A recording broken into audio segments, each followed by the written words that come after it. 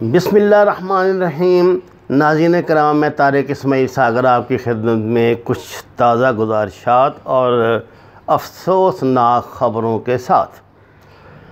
नाज़रीन कराम, ये मैं ऐसे मौज़ूआत पे अमूमन बात नहीं करता, लेकिन मैं ना 4-5 रोज़ से जो ये एक अजीब व गरीब किस्म का सियासी और सहाफ़ती बंदरों का तमाशा देख रहा हूँ, इससे मुझे परेशानी इसलिए लाहक हो रही है कि क्या हम ज़हनी तौर पे इतने गिर चुके हैं?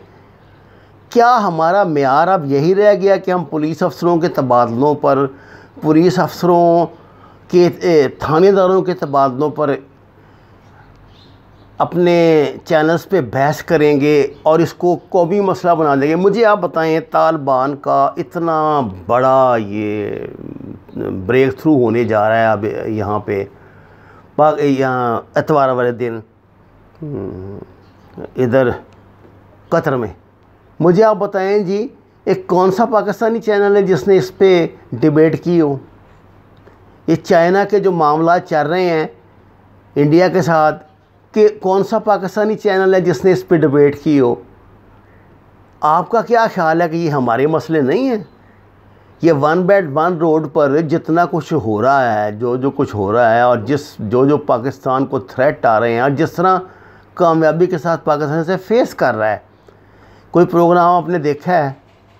अभी ये जो वज़राए ख़ारजा की कॉन्फ्रेंस हुई है रूस में, आपका इस हवाले से कुछ आपको देखने को सुनने को मिला है? नहीं। तो इनका मसला नहीं है। इनका मसला ये है कि CCPO ने फलां बात क्यों कह दी, IG को आपने क्यों रिटायर कर दिया, फलाने का तबादला क्यों कर दिया। लानत है यार ये सहाफ़त पर। हमने भी प्रैक्टिकल सहाफ़त की है 30 साल, लेकिन ये इतना मेयार गिरा नहीं था कि आप सिर्फ अवामी तवज्जो हासिल करने के लिए घटिया किस्म के मौज़ूआत को जो है वो कौमी मसला बना के पेश कर रहे हैं। एक औरत, पाकिस्तानी औरत, उसको पाकिस्तान के माहौल का इल्म होता है। मुमकिन है डिफेंस में रहने वाली खातून को इतना अंदाज़ा ना हो। वो रात को 12:30 बजे अपने घर से 3 बच्चों के साथ निकलती हैं गुजरांवाला जाने के लिए। CCPO ने सिर्फ ये सवाल किए, उसको एक पाकिस्तानी सिटीज़न नहीं, अपनी बेटी, अपनी बहन की तरह जानकर उसने कहा कि मुझे इस बात का अफसोस है, ये खातून जब घर से निकल रही थी उनको नहीं पता था इस बात का कि उनकी गाड़ी में पेट्रोल भी नहीं है, उनकी गाड़ी बंद हो जाएगी। कम से कम अपना पेट्रोल तो चेक करती। और ये नेचुरली ऐसा है, कितनी ही मॉडर्न खातून हो, आपको पता है, खुदा जाने वो उनका क्या मसला था, वो क्यों इतनी एमरजेंसी में निकली। बहरहाल एक बुरा वाक़या हुआ, जो पुलिस की नाकामी है, जो डिसिप्लिन की नाकामी है।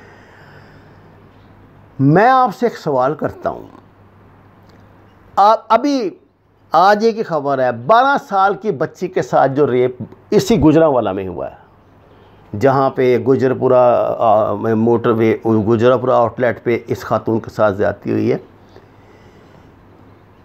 8-8 साल, 5-5 साल की बच्चियों की खबरें मुसलसल आ रही हैं।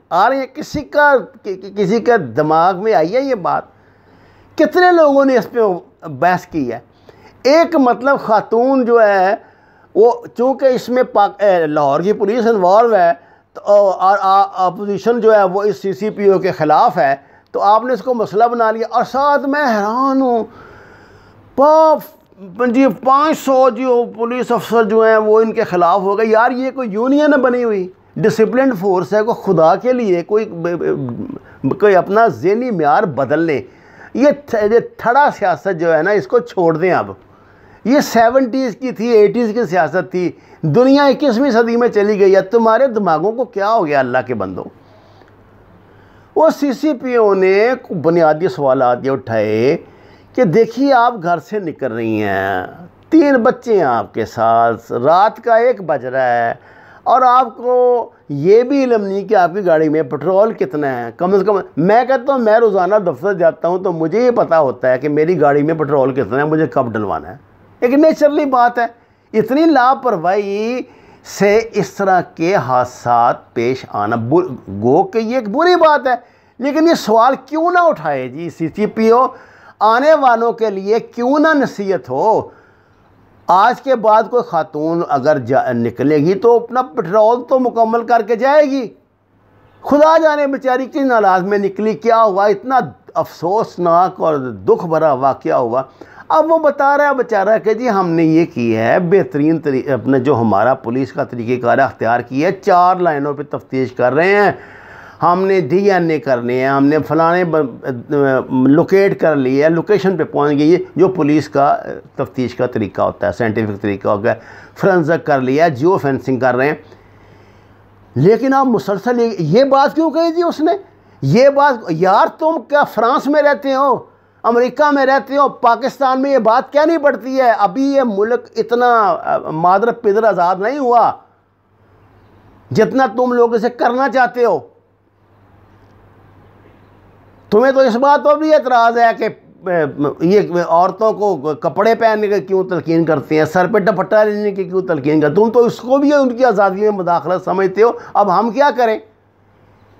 ये मुल्क इस तरह की सोच वाले लोगों के लिए नहीं बना था भाई। ये तो नज़रिया पाकिस्तान की जो बुनियाद है, ये एक नज़रियाती ममलकत है।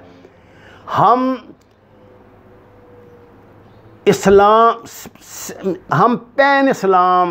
Pan Islamic system, semi Islamic system, इसके बगैर सर्वाइव मेरे भाइयों नहीं कर सकते। खुदा के लिए ये CCPO का, IG का, थानेदारों का, DSPs का मामला पुलिस को निपटने दो। कौमी मसाइल पे बात करो। पाकिस्तान को जो बैनुल-अक़वामी ख़तरात दरपेश हैं, जो चैलेंजेस हमारे आगे आ रहे हैं, उन पे बात करो।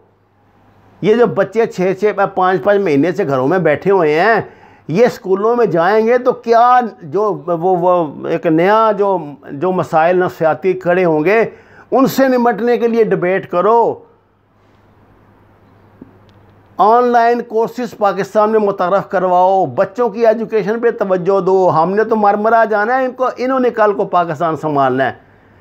जान छोड़ दो छोटे छोटे मसाइल की। ऐसी गलत किस्म की शोहरत लेने के लिए फजूल बातों पे बहस करना, 6 IG को तब्दील किए, 5 को 50 तब्दील करें।